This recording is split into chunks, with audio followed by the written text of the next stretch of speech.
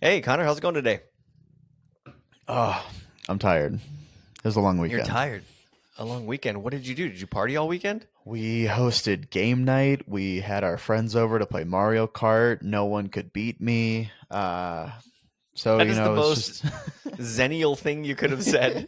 It was crazy. We hosted this ridiculous Mario Kart party, which actually sounds like a ton of fun, by the way. It was a lot of fun. I set up the whole tournament and everything. We had 8 players. It was great. We had, brackets put Oh up on my our goodness.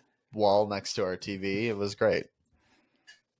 I'm coming over to your house. All right, let's get this started.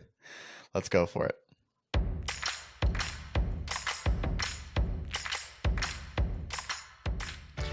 Ladies and gentlemen, welcome to the Immersive Medical Podcast. Today we are interviewing a very special guest, Bonnie Clipper. She is a top global healthcare influencer, virtual nursing expert, nurse futurist, an innovator, strategic advisor, a global speaker, and a best-selling author. She also holds the record of the most letters after her name of any immersive medical podcast. Guest. We have Bonnie Clipper, DNP, MA, MBA, RN, CENP, FACHE, and FAAN. I couldn't tell you what any of those mean except maybe MBA, but they seem But impressive. she is very impressive, and we're very excited to have her on the show today, especially after one of the books that she published called The Innovation Handbook, and we're going to talk a lot about that. So please turn up your volume and welcome Bonnie Clipper. Bonnie, welcome to the show. Excellent. Thank you. Well, Bonnie, I want to kind of get right into it. The reason why I reached out for you to join our podcast. So I have a little bit of a story here for you. I was at the OADN conference doing some like immersive technology stuff for nurses. And OADN is the organization for associate degree in nursing. And there was this booth next to us during a lull, a slow moment. There wasn't a lot of attendees. And the woman at the booth had all these books on these tables. And she grabs one of them and she goes, "Oh, hey, you should check out this book." Knew we were becoming friendly. I was like, "Oh, wow, okay, great, thanks." And she gives it to me and I'm looking at it, and the book was called The Innovation Handbook, a nurse leader's guide to transforming nursing by Bonnie Clipper. And I was like, "Wow, thank you. This is so great." And the woman was like, "That'll be $36." Yeah, And there's I was there's like, one of the book owners. Yeah. "All right. That sounds good." And so we paid her, and I read your book and then sent it to our nurse innovator that I work with, Martha, who was going to join us today, but she got sick. So she's bummed. She really wanted to meet you. And so now two of us have been ingesting how to become a nurse innovator and reading the handbook. And so I'd like to start right there with a question for you. Well, actually, let's start with this. If you haven't read the book, let me just read you this little description and then we'll go into a question. So, the book description on Amazon is: the global healthcare ecosystem is in chaos, caught in the convergence of pandemic induced disruption, residual inequities, burnout, and turnover. Nurse leaders can either succumb to the churn or spot and seize a rare opportunity for true transformation. They must thoughtfully consider all aspects of their traditional roles and tackle trigger topics such as staffing, scheduling, value-based care, outcome tracking, and more. Informed, empowered nurses can re-envision roles, integrate technologies, and develop new models to deliver the highest level of patient care. So, Bonnie, first question for you. What does innovation in nursing mean to you? You know what? I'm going to tell you, I think that's fluid, right? The thing about innovation is we've never been able to pin down one definition, not just in nursing or healthcare, anything. So I think there's a lot of opportunity there. I think innovation can be iterative or it can be transformative. It provides a ton of opportunity, though, for nurses to jump in and own this space so that we innovate not only our own profession, but also as the people that are providing the care to the patients. Why aren't we the ones out there driving some of these new care processes? Why aren't we involved more in the technologies that are being sold to nurses or sold to improve the work life, work flows, workforce. Why aren't nurses more involved in that? So I really think innovation in nursing means it's the opportunity for nurses to step up and problem solve, and for those that are in leadership or other ecosystem related roles to listen to and utilize some of the feedback and recommendations that are coming from the nurses. So you said it's fluid. Help me understand a little bit more. I want to try to grasp this butterfly that's floating around us, right? Is it maybe it's all of these things, but is innovation like revamping an entire program and saying we're doing this differently? Or is it like starting small and going, here's one KPI and we're going to do something new and different to tackle this one little thing? Or is it more like choosing a new theme or North Star metric for your organization where we go, we're going to start thinking this way. We're not going to pick one thing. We're not going to pick one project. We're going to say, starting today, we have a new filter, a new lens that we look through things. Yeah, so here's what I'm going to tell you. Innovation should not be process improvement, yet it sometimes can be, right? It can be iterative. So it can be new solutions to existing problems. It can also be using ways that we deliver care, ways that we provide a therapy, a treatment, a medication, a learning, and we issue it or do it in a different way. I think there's really a whole lot of opportunity here for us to kind of interpret and apply the principles differently. At the end of the day, what I believe the goal is that we truly transform the way we practice nursing and transform the way we provide care. In my opinion, while that means you could iterate along the way, I think it's going to have to be more than that. And if you've read the book, I say in there several times, I piss people off equally, whether it's hospitals, health systems, whether it's how we reimburse nursing, whether it's how we staff, whether it's how we teach new nurses. All of it is broken. So I think the opportunity is for nurses literally to think about doing something in a completely different and transformative way. Hearing you say all of it is broken, it speaks to our North Star metric here. We talk about it all the time. Maybe I piss people off on multiple levels because we always revert back to the World Health Organization is claiming the staffing shortage, 10 million people in 6 years, we're going to be short. And what you're talking about is it's broken. And so now we're up against this really big problem that kind of compounds and stacks. So not only is there a shortage, not only are people aging out, not only do we need to produce more, but we also need to be better. We also need to do better. We need to think different. So how does one approach innovation? I refer to it as like a butterfly because it does kind of seem like this thing that one can decide, I know I want to do this. I know I have to do something. We can't keep doing the same thing because we're getting a poor result. Something has to change. So how do I sit down with this blank piece of paper and go, all right, today I'm going to do something innovative, or I'm going to innovate? How do I start it? That's a great question. So healthcare traditionally is a very risk-averse industry, particularly as it comes to doing things differently, right? Even though organizations today still say they're incredibly innovative, they're very open-minded, they want to do things differently, we see as we kind of bump up against those guardrails where organizations actually start to get nervous, right? Let's talk about staffing.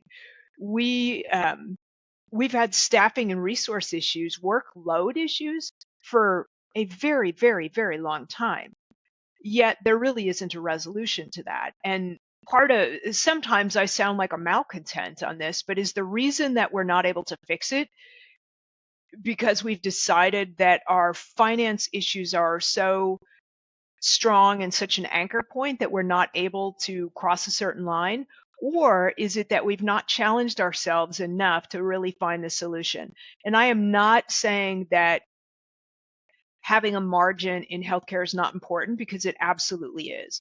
However, aren't there other things that we could do instead of just continually believing that we could throw more nurses at the problem and get the results that we want?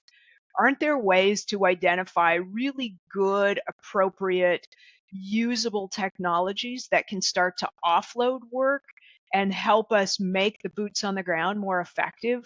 That's where I really want to push and challenge people, just to think about, how do we do this differently? That's where innovation comes in. Right. The solution isn't necessarily quantity, but quality. It's building it up from the ground up to make sure that we're effective at every level.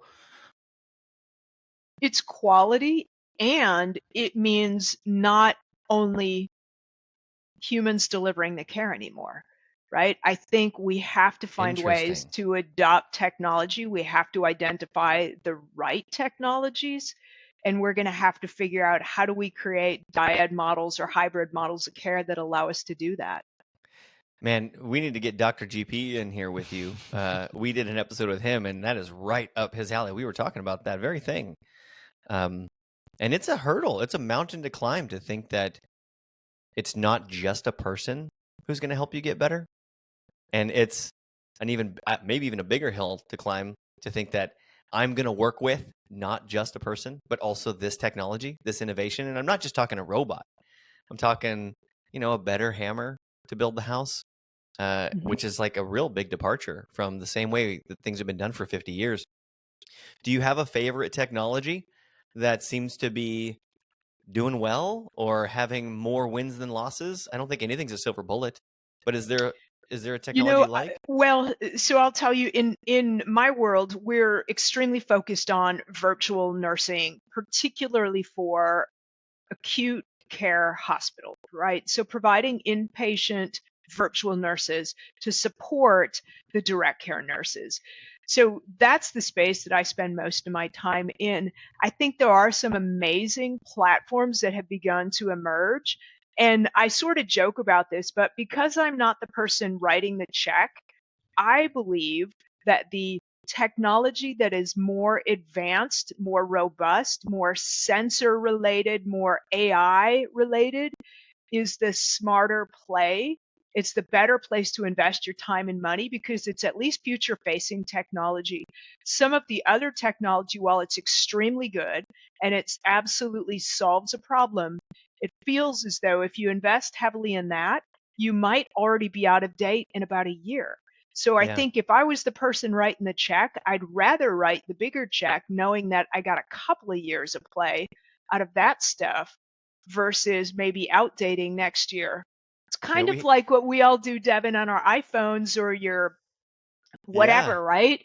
You look online, and if you see a new release coming out, you're going to just wait for that one instead of buy what's out today, because you know it's going to be out of date in 12 or 18 months. Yeah, I skipped the iPhone 14 for that very reason. I had the 13, it was working, and I'm like, I want the next one I buy to last more than 2 years, and I skipped 14. I do want to circle back on one thing. You said, oh, just give me 1 second to cover. we have to define it for the audience. Sensor. I just want to circle back on one thing. You said sensor, and I just wanted to make sure, are you talking about, you said sensory. Are you talking about security and censoring, or are you talking about like haptics or some other senses? I'm talking about sensor, ambient computer vision, ambient computer sound sensors that are I mounted see. in the patient room. They actually can listen, they can observe, not like creepy Big Brother, but based on the rules the organization defines. That way they can actually get a sense of what's going on with a particular patient. And if you create this system that has artificial intelligence to augment it, for example, if you are going to provide a telesitter or an e-sitter program, you can do it with a human being just like we are, monitoring a patient through a tablet, through a mobile cart, through a camera mounted in a room. You absolutely can have a human being monitor a X number of patients to see whether or not that patient looks like they're going to try to get up or might represent someone that's going to fall. And then you trigger an interaction or a notification to a caregiver on the unit to go in and stop that fall from happening. In the world of AI, the AI can actually learn and recognize patients that look like they're getting up and might be kind of breaking the plane of the bed, and therefore are going to be a harm to themselves because they might fall. So Right.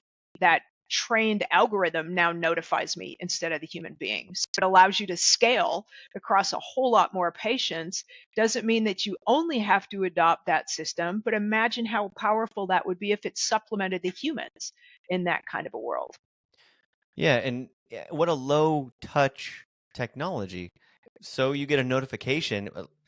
A lot of people say, what if AI is wrong? What if AI hallucinates? But in that little situation you just described, worst case scenario, you check on a patient that didn't need to be checked on because it notified you that maybe they broke the plane and they didn't. That seems like a really low hanging fruit solution of technology or innovation. Absolutely. I mean, based on what I'm seeing and the people that are reaching out to us to develop virtual nursing programs for their inpatient care units, I absolutely believe that this is going to become the standard of care in less than 5 years. I mean, we know right now that 66% of acute care hospitals are actually evaluating virtual nursing. Either is this going to be helpful to us, evaluating technology, beginning to assemble their own care delivery model. So I can't see a future that virtual nursing for inpatients isn't part of that. Yeah. Hey, Devin, I keep hearing about competency-based education from nurses online. What is that? Can you break that down for me? Oh, yeah, sure thing. Do you know anything about cooking? Yeah, I'm actually sous videing a couple steaks for tonight right now. Oh, okay. Well, then, so in cooking, chefs follow recipes but often adjust ingredients and cooking times based on taste and experience. So in competency based education, it's similar. It's about understanding the core objectives or the recipe and adjusting teaching methods, ingredients, and times based on student progress and feedback.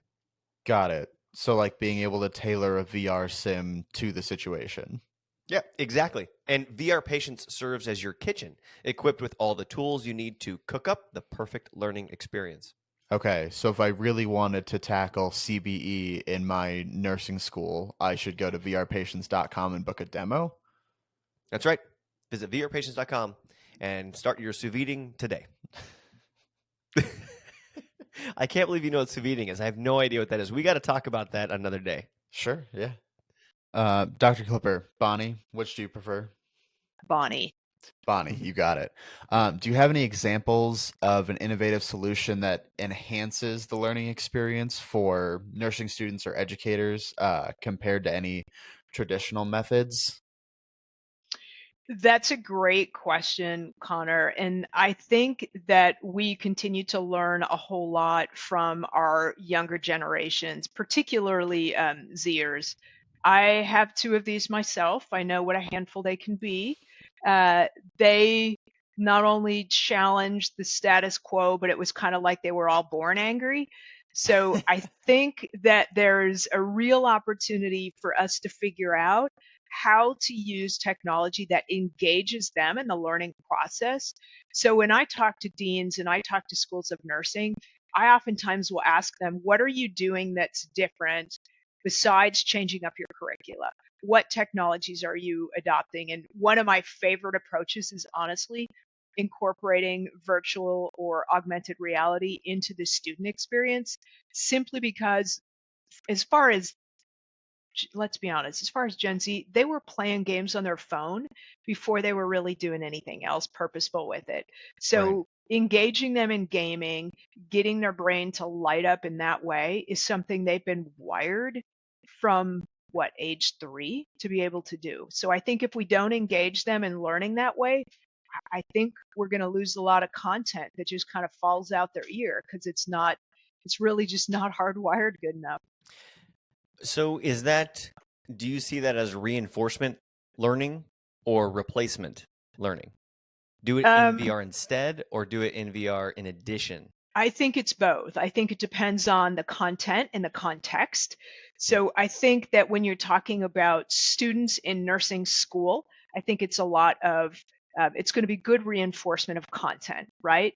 When we begin to deploy that technology more and more in hospitals, I think we'll be seeing it as replacement to the typical onboarding and orientation or competency assessment, and rather come down and check out your Oculus because we've preloaded all of the Right. competencies in your headset. So as a med surg nurse, you need to check this out and do all the competencies. We can measure everything and drop it off when you're done. And what a great way to address sentinel events or other remedial education in the professional environment. And for that education to be tailored to the local needs. The population might be a different shape, age, color. You might have a specific disease going on in your area that you need to make sure that your nurses know how to handle or need to retrain on because they already have their license, right? They made it through school. They have achieved some form of competency. They are now professionals. So I could really see that working where it's like we're going to have them just do this part in VR because they need to do it quickly and get back on the floor and they need to do it well.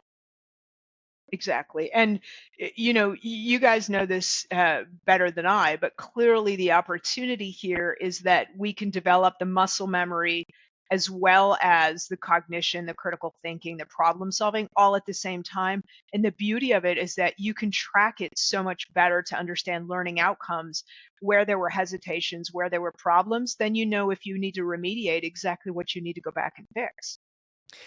I love that topic because I used to teach, and when I was a adjunct faculty at a community college teaching these paramedic students, we would, if we ever got audited on, you gave such and such student a license on this date, show me the skills that they performed, and you go to a file cabinet, you open it up, and you have to like sift through 100 names till you get to M.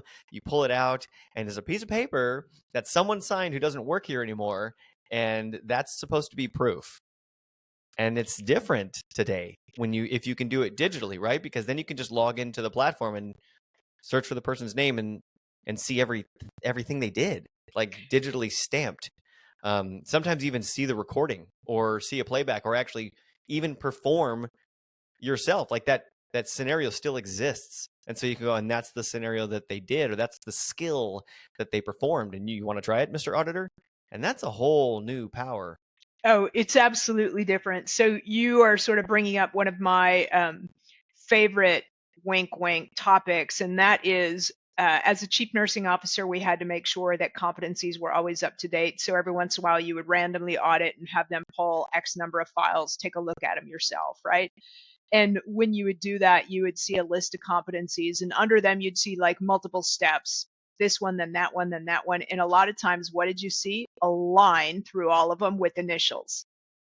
I don't know what that means, except that somebody at least had a pen and signed some initials, right? And We was had very to make busy. assumptions Yeah. around that. But yes, there is so much more today that allows us to actually track and document and understand what people actually learn because they can tell us or they can demonstrate it. Could you speak to something that has to do with maybe a little bit of fear around this type of tracking? And I'll give you a little bit of context. I spoke to I was at a hospital, and this hospital system, we were discussing this type of technology and how powerful it is to be able to look at the post analytics, oftentimes referred to as even a grading or some way to see what someone had been doing step by step. And their response was, well, we wouldn't want to measure that because we don't want these professionals to fail in these digital sims, right? Like we don't want that stamped. And I kind of understand what they're talking about.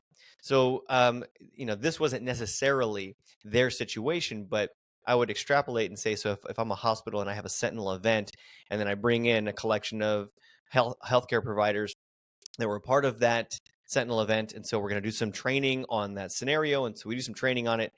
And the purpose of the remedial training is to just go through it a couple of times and debrief and discuss and then get back on the floor. It's not to achieve like an 83% on the grading of a game. And so I sensed a little bit of fear that suddenly this like big brother digital system was going to be like catching them and they're getting tested again, even though they're licensed now. And are you kind of catching on to what I'm reaching for? Have you ever sensed that or heard the fear that maybe there might be too much analytics? Or was that just one person's concern? I would say a couple of things.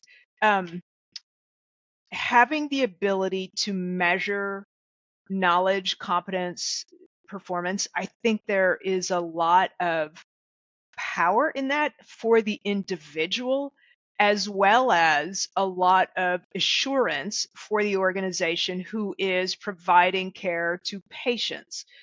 So, a couple of things come to mind for me. In the VR systems that I'm familiar with, the organizations absolutely have the ability to go in and test those with a cohort of employees, nurses, therapists, physicians, whomever, to get a sense of, is the VR asset on point or is it not? Are the questions the right questions? What is kind of the pass rate if we were to deploy this and test it? So the organizations have the ability to do that, to make sure that it is asking the right questions, that the scenarios make sense, that everything in the rooms or in the scenario is recognizable. So organizations have all that control themselves. I think at the end of the day, it is a completely different way to hold individuals accountable for their own practice. That part of it is probably, I don't want to use the word new, but it's different, because even though we're all license holders and we have been told that for, the 10, 20, 30 years of our careers, I think it is very different doing those kind of things in a VR scenario and having it measure different steps along the way than we're accustomed to. Yeah, it's definitely very granular. And it's also very transparent, because at any date, I can look up the granular stuff that we did or did not do. And so maybe that accountability is good in our healthcare system. I think probably the best thing about it is that if it's twice or even 3 times the analytics and granular measurements, and half the time, because it's more effective, it's portable, it's less setup, it requires one person, you could do it anywhere, anytime. Well, that's a good thing. Because if we wanted to triple our analytics with typical simulation, there are people involved in setting things up, and there are people to pay and to employ to manage mechanical devices, and you've maybe 1 to 2 people on each device in order to actually be able to learn from it. And it's a whole setup. It's an extravaganza. That suddenly can become more fluid.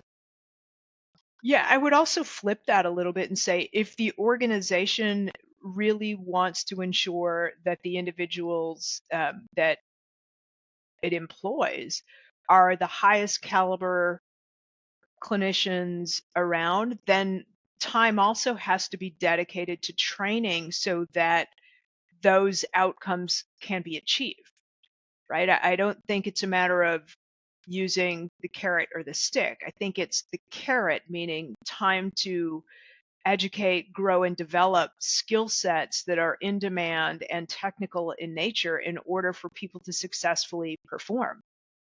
I think it was chapter 3, the current state of nursing, from your book. Can you describe for us the current state of nursing, if that includes it being broken? That might be helpful for people out there who aren't in the healthcare profession but find themselves to be patients occasionally. Yeah, I think that we've seen an awful lot of turnover in nursing.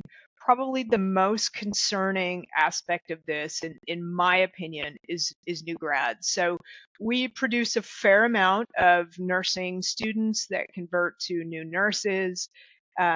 We actually we saw a dip after the pandemic, and now we're seeing more again. So very favorable. That's awesome. Our challenge is that by the end of year 2, 60+% of these new nurses are leaving. So when you think about it, it's incredibly expensive to go to nursing school. And we're seeing turnover rates of 60+% at the 2-year mark. So that's a nut that we have to crack. And when I say everything is broken, I think we have to figure out how to make nursing attractive in ways that we retain people, whether it's through scheduling, whether it's through providing them with ample opportunities to move around throughout their career, teaching them new skills. We're going to have to figure out what that looks like. And what we learned is kind of what many of us knew as gut intuition, and that throwing a monthly pizza party or bringing in donuts isn't what nurses want to feel appreciated and valued. No And kidding. while we all knew that, it felt like an easy go-to instead Yeah. of perhaps addressing some of these more complex, deeply rooted issues.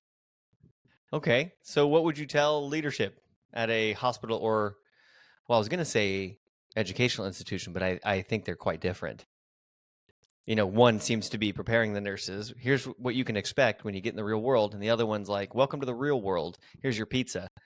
What would you tell the CNO at the Well, hospital? so you talk about kind of a divergence there, two different worlds. I think the issue that we see in academia is that the salary is so much less. You're talking about pulling a really good nurse out of a practice environment and asking them to educate young people, maybe not even young people, right? New nurses. And that's an awful lot of responsibility. And then to pay them less than they're making, it's not attractive to people. So we continue to see a lot of positions go unfilled in academia. Now, when you flip that and you're talking about how can we improve retention on the part of the organization, I would say every single organization is different. So there are some that do this amazingly well. It means that you're going to have to spend money and do salary adjustments on a probably 12 to 18 month cycle. Maybe you get away with 2 years. Also figuring out how Hmm. can you create something that looks like a career lattice. So for everything they do and every additional contribution, maybe there's compensation for that. Now, I would tell you, you're going to find people, we argue amongst ourselves in nursing about this, because shouldn't a professional nurse precept and mentor and not expect to be compensated? Well, they should precept and mentor. However, it is additional responsibility. It does make their day more complicated. In some cases, it's just plain downright burdensome to have students tagging along and trying to teach them while you want to zip around and give care. So I think we have to balance what it is we're asking of people with how we're recognizing the value of that contribution. Well, I don't know if you know Susie Cardon-Egren or Lisa Marie Wands. We did a whole episode on this, and a good nurse does not necessarily make a good teacher either. So That's to right. not compensate someone for their contribution, I think presumes that you're also not now as responsible for the workload required to help a student get over the knowledge hill. Yeah. Bonnie, just for clarification, you said that I think you said 60% of the nurse force leaves after 2 years. When you say leaves, do you mean leaves that hospital or leaves the profession altogether? In most cases, we see them actually leave nursing. Now, what we don't know is there a point in which they come back in? Right. In particularly, again, when you look at some of the data around Gen Zers, what I love about this group of people is that they are far more courageous and gutsy than many of us would have been earlier in our careers. So instead, oftentimes this group is kind of thinking, if my contribution and my impact isn't valued, maybe this isn't the place for me. And I think that takes a lot of courage to get to that point, right? So many of us just kind of accepted it as this is the best we get, so you just got to keep chugging along every day. When we see numbers around nurses leaving, generally they're getting out of direct patient care practice and doing something else. Maybe, I guess it could be academia. A lot of times it is things like getting into startup world, becoming a salesperson for medical product, healthcare devices, things of that nature. So I think once you have a nursing education and nursing experience, we're kind of educated and created unlike any other profession in terms of how we think and problem solve. So having nurses that are, I don't know, engineers, architects, coders, developers, I think is a brilliant move as well.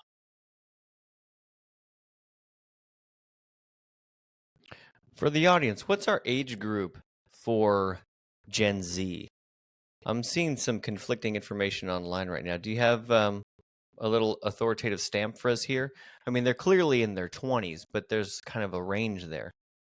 Yeah, there is a range. I don't have any sense of guidance for you. I see different cohorts that are specified quite often. I know that I have raised two that seem to fit right smack dab into the general persona that we often hear described. Yeah. So I'm looking here. If we just go off of Pew research, Gen Z is age 7 to 22 as of 2019. So that's, I think the couple general years ago. consensus is that it's after, if you're born after the year 2000. I know it gets a little Okay. gray. I'm born Pretty in close to 95. I'm 2000. technically a zillennial, I think they've called it, where it's right in the transition there. But I think it's generally after the year 2000. Thank you. So there you go.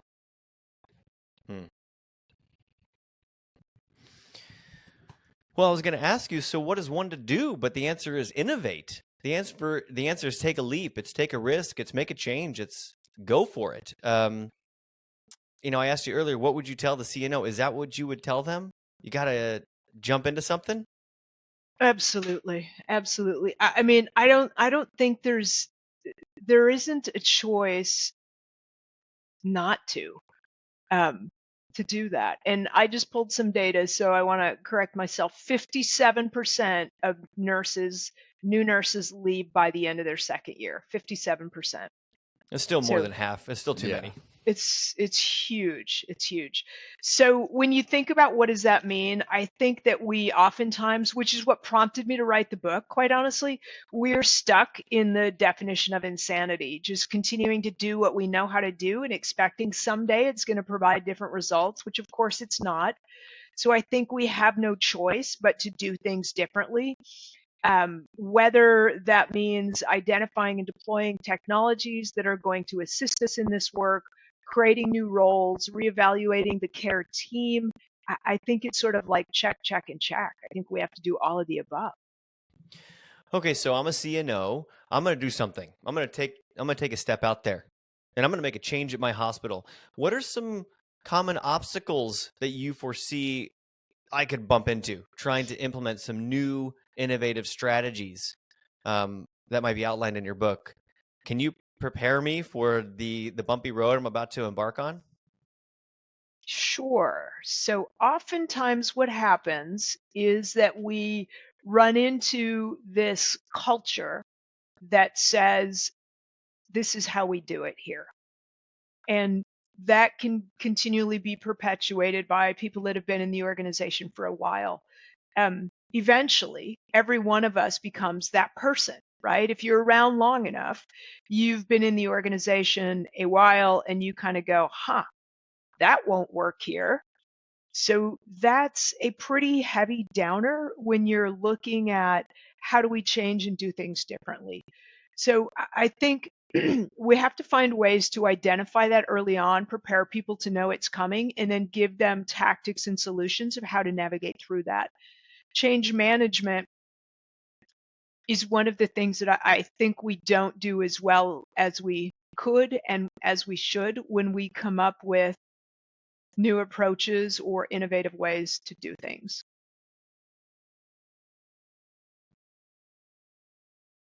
Go ahead, Connor. So in your book, you mentioned leadership in crisis. What are some key qualities that nurse leaders must possess or develop to effectively guide their teams through crises? You have to be able to listen and willing to hear the good and the bad. There's an awful lot that comes from a human-centered approach of listening to not only those that are doing the work, but also to patients. And in a lean methodology world, we would say go to Gemba, right? Go to where the work is being done, ask questions and learn and observe.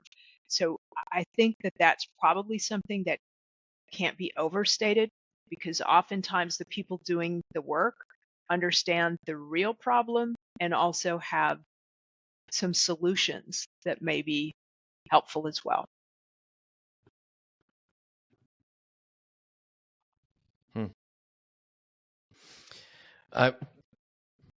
Bonnie, this has been awesome. I just looked at the clock and realized that we just blew through 40 minutes. So thank you so much. We want to make sure that we're respectful of your time. So I think we're going to wrap up just with a couple more questions, and we'll do our lightning round, and we'll be all done for the day.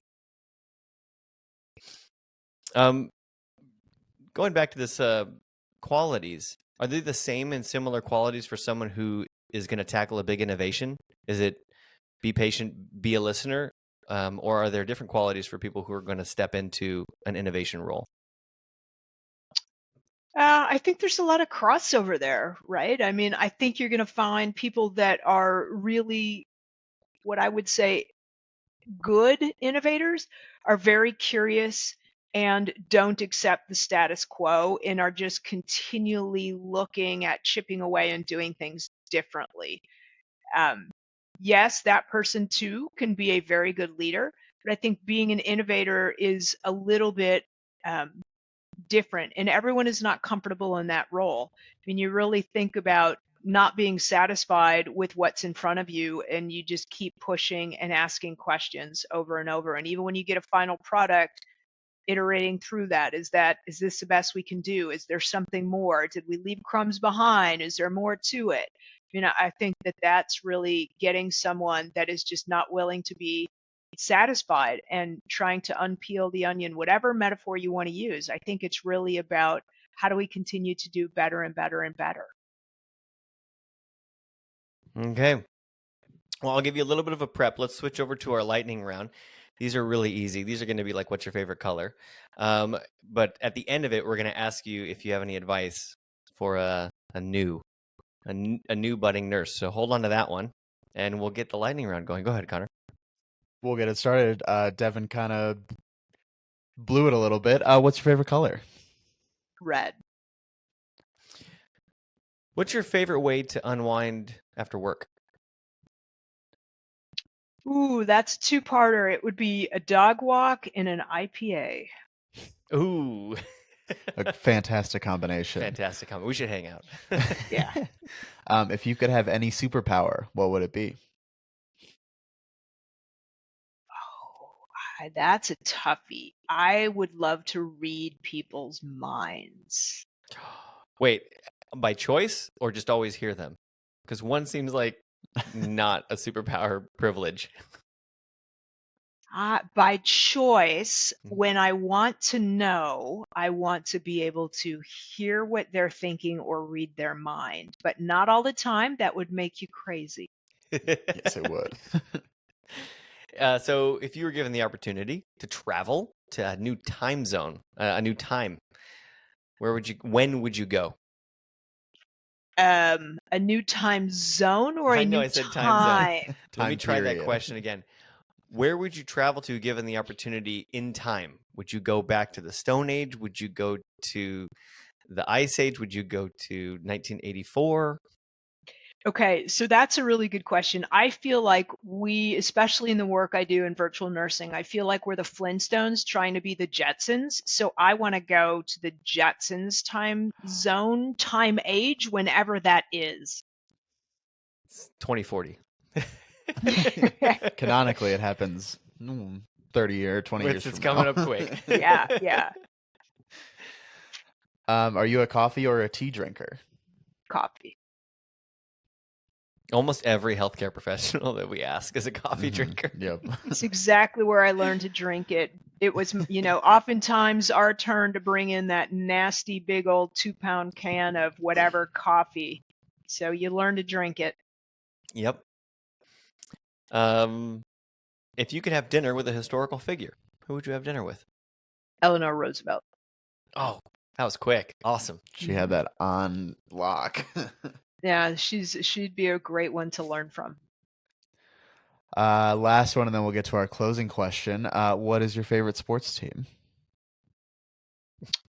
I would have to say, Connor, it's a toss-up for me between the Chicago Bears or the Chicago Cubs. And they're both, I'd be leaning towards, just to spare you today, I'd be leaning towards the Cubs.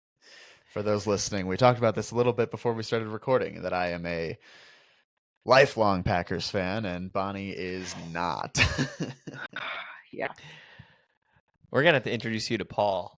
He's out in Ann Arbor, Michigan, on Life Flight, and he's a fan. All right, closing question: what would you say to an educator or a CNO or even a nursing student, you pick, looking to get into this world, looking to make an innovative change? Do you have any advice for someone about to take this step? Absolutely. Read all you can that is not nursing or healthcare related about technology, artificial intelligence, the future, where we're going. Don't continue just to immerse yourself in healthcare, but rather raise your vantage point and figure out what's out there. That's got to be some of the best advice we've ever gotten on the pod. Rarely do people recommend things outside of their industry. I just think that was key. That was a great piece of advice. Thank you for that. And Yeah, then one of my somewhere in favorite reads is Fast Company, and I love it because it is not healthcare specific. Yeah. And then somewhere in that reading list is the Innovation Handbook, A Nurse Leader's Guide to Transforming Nursing by Dr. Bonnie Clipper. Yes, it is, Well, Connor. Bonnie, thank you so much for today. Gosh, I feel like we could talk for quite a while. So maybe one day we'll invite you back on after an innovation has occurred and see if we have more to talk about. But until that day, thank you so much and have a good day. Thank you. Appreciate you guys. Hey, Connor, have you caught wind of the latest whispers about VR patients? Whispers? No. What's going on? Well, apparently they're building a new feature that's tailored specifically for nursing schools, focusing on competency-based education and looking to integrate more VR into their training. Okay, that sounds pretty massive. Why all the secrecy, though? Well, I guess they're keeping it under tight wraps for now, but apparently it's a big deal. Wow. Wait, why is it a big deal? Well, so all of these VR sim companies are building downloadable games as simulations that aren't really intended to tackle competency-based education. So it's like the first one. Okay, so other companies are trying to gamify patient care, but this doesn't sound like a game at all. How do we find out more?